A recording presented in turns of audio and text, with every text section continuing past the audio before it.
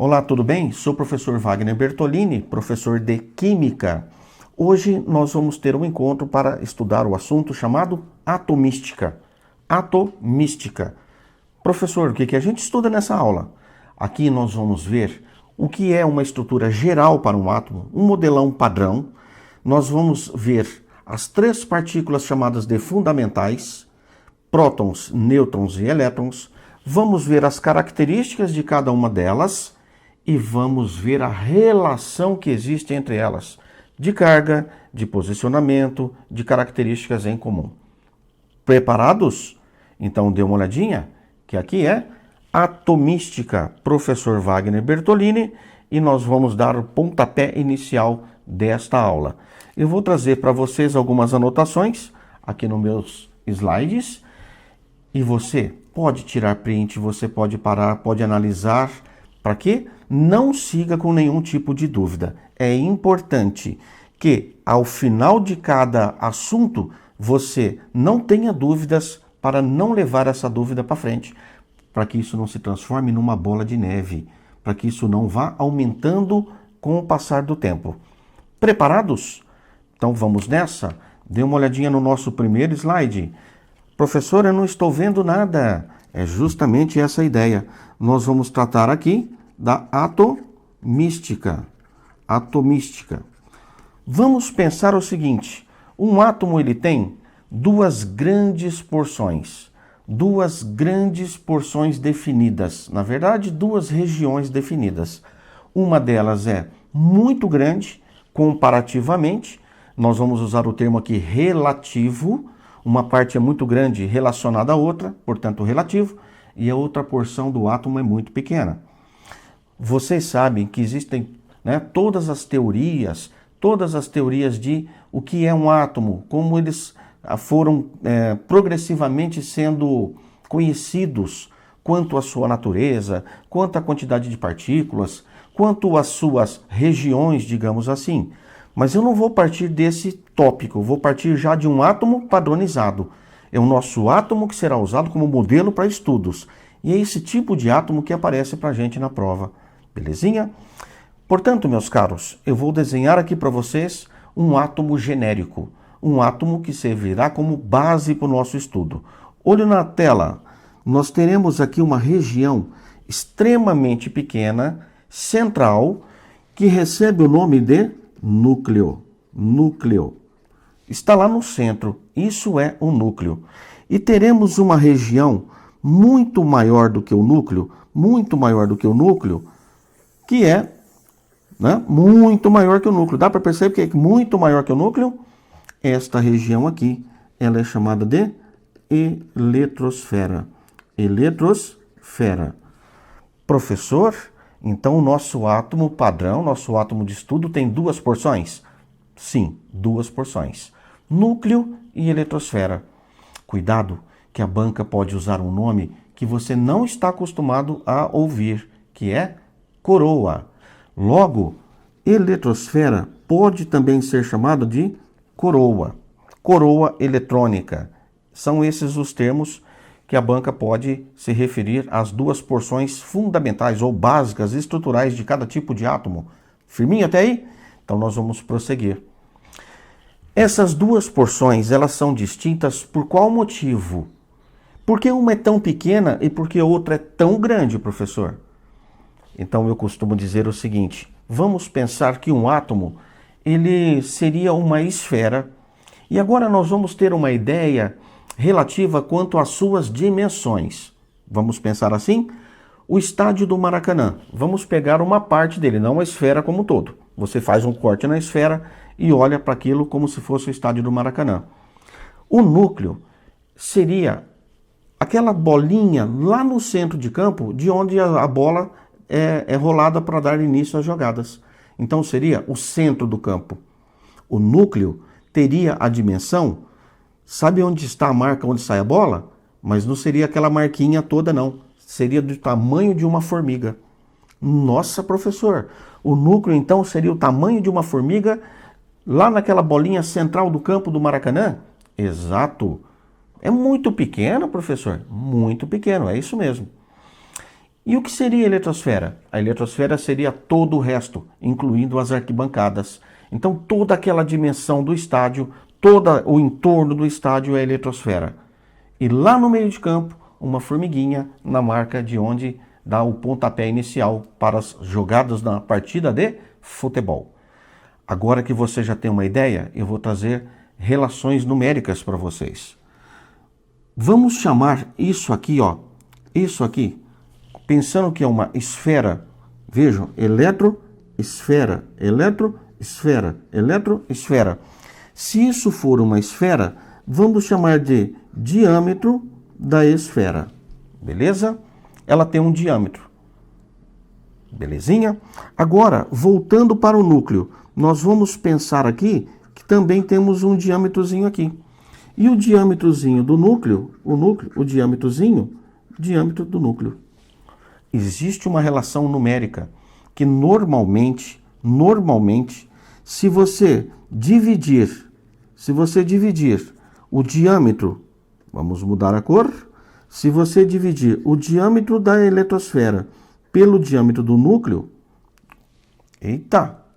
pelo diâmetro do núcleo, bem aqui, se você dividir a eletrosfera, agora sim, professor, vamos lá, pelo diâmetro do núcleo, nós teremos algo em uma escala de 10.000 a 100.000 vezes. O que significa isso? Significa que o átomo como um todo, ele é de 10 a 100.000 vezes maior do que o seu próprio núcleo. Isso que a gente chama de dimensão relativa. Você não precisa saber os valores, mas saber que um é 10.000 até 100.000 vezes maior do que o outro. O átomo como um todo chega a ser até 100.000 vezes maior do que o seu próprio núcleo. Então, eu já vou fazer uma primeira observação para vocês. Quando vocês encontram em modelos atômicos num livro, eles colocam o núcleo, você consegue ver ali a esferazinha do núcleo e coloca a eletrosfera. Dificilmente eles falam para você que aquilo lá está fora de proporção. Perceberam? Aí o aluno, ele acaba não tendo essa visão mais apurada do que realmente seria o átomo. É sempre algo, né, que deveria ser mencionado. Está fora das escalas, está fora da proporção real. Como isso não vai afetar muito o nosso conhecimento, mas apenas uma informação relativa para que você fique atento, nós vamos prosseguir. Quais são as 3 partículas presentes em um núcleo em um átomo? Quais são as 3 partículas chamadas de subatômicas ou fundamentais? Quais são as 3 partículas fundamentais? Professor, por que chama fundamental? Porque praticamente todos os átomos vão apresentar essas 3 partículas existindo simultaneamente, ou seja, coexistindo. Meus jovens, só existe um único átomo que não tem as 3 partículas coexistindo, que é do hidrogênio comum. Mais adiante eu vou mostrar isso para vocês e vocês vão ver que é só uma curiosidade e não é nada que vá mudar aqui o nosso estudo, a nossa compreensão da atomística. Belezinha? Então vejamos, no núcleo nós temos 2 das partículas fundamentais. 2. Nós temos os prótons, né? E temos os nêutrons. Portanto, prótons e nêutrons são partículas do núcleo. A banca pode se referir assim: qual é a carga nuclear, quais são as partículas nucleares, e você tem que tomar cuidado com uma coisa. Quando ele se refere à carga nuclear, ele está se referindo à carga elétrica. A carga elétrica de uma dada região. Se ele disser carga nuclear, só temos uma partícula aqui que apresenta carga, que é o próton. No núcleo, só o próton. O nêutron, ele não tem carga elétrica. Ele não tem carga elétrica. É diferente de dizer que um átomo é neutro. O que significa uma partícula neutra? Significa que a quantidade de cargas positivas é igual à quantidade de cargas elétricas negativas. Então, elas se neutralizam. Aqui, nêutron, não é neutro. Nêutron é o nome de uma das partículas. descoberta por Chadwick em 1932. Daí, meus caros, essas partículas elas estão numa região muito pequenininha. Muito pequenininha. E sabe esse fato que eu acabei de mencionar, que o nêutron não tem carga? Isso é extremamente importante para compreender por que o núcleo pode ser tão pequeno. Quando eu mencionar a relação entre cargas entre essas três partículas, que é já, você vai compreender a importância do nêutron, né? Pelo menos para essa relação de dimensões. Eu falei de duas das três partículas. Qual seria a terceira partícula? Fácil, né? A terceira partícula seria os elétrons, que eu coloquei aqui com corzinha azul. Portanto, na eletrosfera, nós temos os elétrons. Elétron. Automaticamente, a gente já matou aqui as três partículas. Elétron, que está situado na eletrosfera. Prótons e nêutrons, situados, localizados no núcleo. Belezinha? Eu gostaria que vocês tivessem essa ideia. Os elétrons, eles estão ali se movimentando ao redor do núcleo. Eles estão se movimentando ao redor do núcleo. E o núcleo, nós temos uma região extremamente pequena. Daí, eu vou trazer para vocês outras relações que são relações de grandezas, comparações. Vamos a elas? Vamos pensar em termos de cargas elétricas. Então, vamos pegar aqui cargas elétricas. Cargas elétricas. Como é que a gente pode ter uma ideia geral sobre cargas elétricas? Nós temos, para os elétrons, nós temos carga negativa. Carga elétrica negativa. Nós vamos indicar com sinal de menos. Professor, o que significa carga elétrica negativa? A carga está devendo alguma coisa? Tá, não. O elétron ele tem uma certa carga. Esta carga ela é idêntica à carga do próton. Então, elétron e próton, ambos, né, apresentam o mesmo tipo de carga, só que com sinais opostos quando a gente quer diferenciá-los. Eles são cargas de sinais opostos, de natureza oposta. O elétron tem carga negativa e o próton tem carga positiva. Você já cansou de ver isso. Mas de onde surge negativo e positivo? Isso aí foi convencionado. A carga do elétron é igual à carga do próton. Só que para o elétron, para a gente diferenciar nos estudos, vamos atribuir um sinal negativo. Para o próton, nós vamos atribuir um sinal positivo. Vejam, portanto, que mais ou menos, naqueles valores que você já deve ter visto com a professora Mafalda, lá na 8ª série, é um valor arbitrário, é convencional isso aí.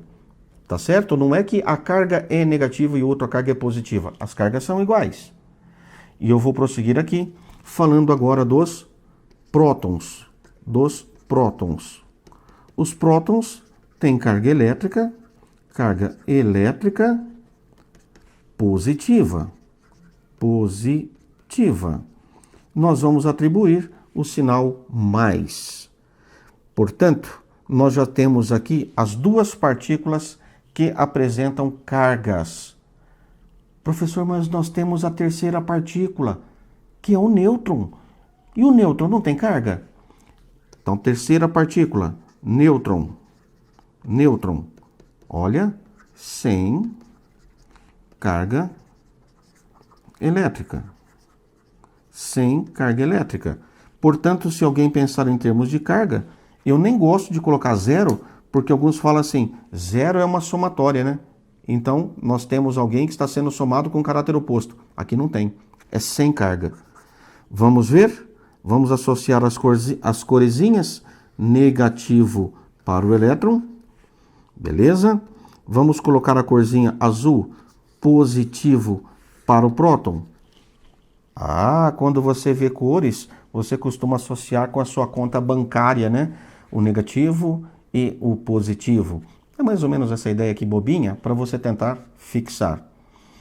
Quanto às cargas relativas, a gente já matou um primeiro tópico. Relativas.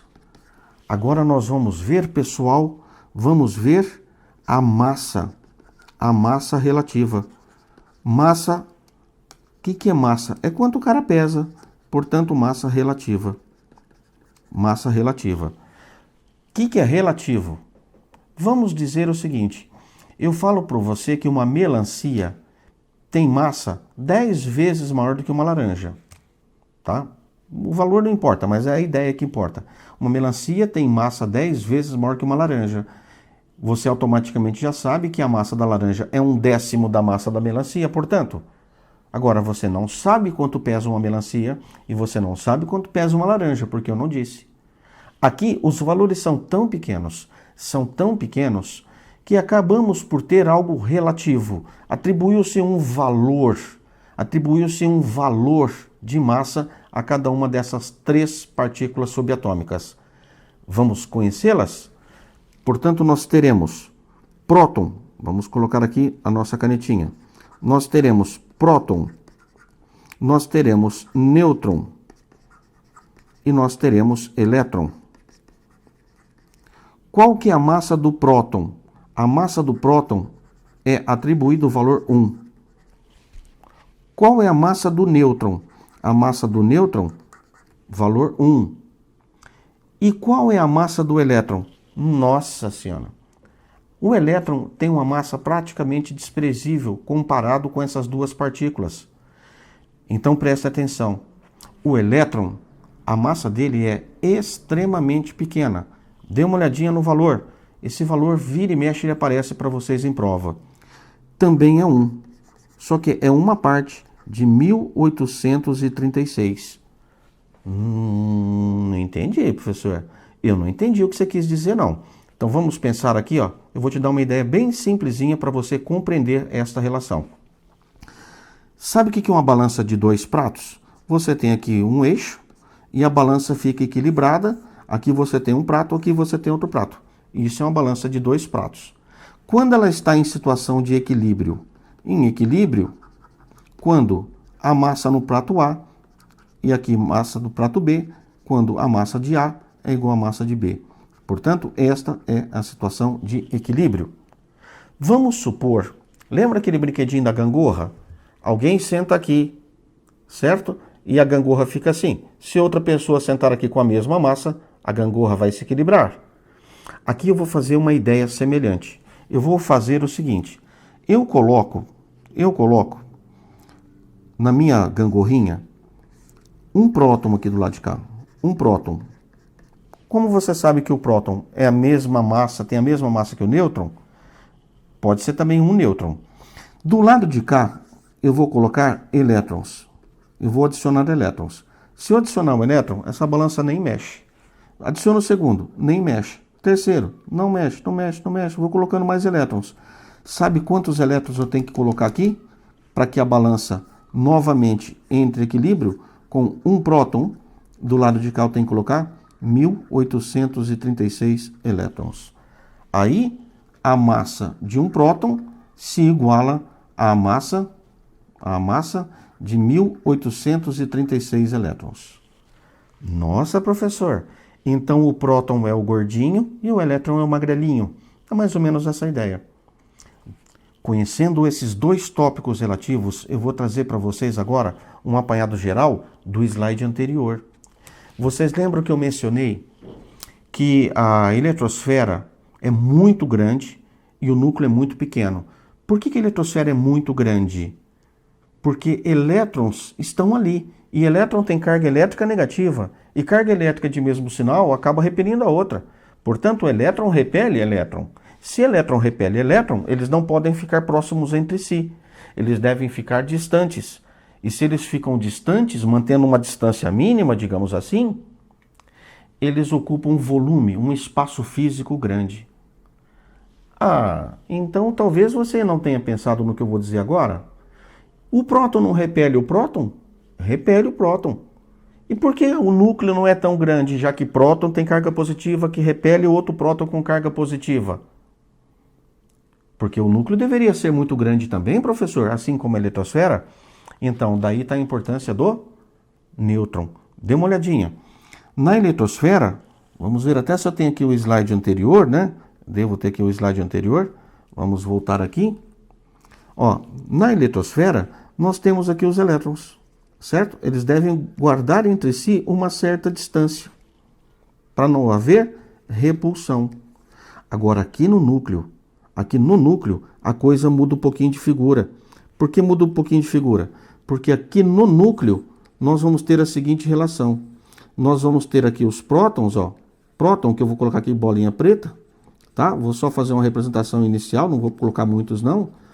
E daí, a gente vai ter quem no meio? Quem? Nós vamos ter os nêutrons. E o que os nêutrons acabam fazendo? Os nêutrons acabam impedindo, vamos dizer assim, impedindo a repulsão. Impedindo a repulsão. Se os nêutrons, vejam, nêutrons, eles impedem a repulsão, eles permitem que próton fique perto de próton. Eu falo brincando nas minhas aulas assim, você tem alunos que não se suportam, eles não querem ficar próximos. Ele vê o outro e fala, ixi, quero distância dessa pessoa. Isso aconteceria com os elétrons. Agora vamos pensar num monte de prótons. Um repele o outro, fala, eu não quero ficar perto desse cara. Só que aí vem um tubo que te envolve, te isola das outras pessoas. Que tubo é esse? É um nêutron.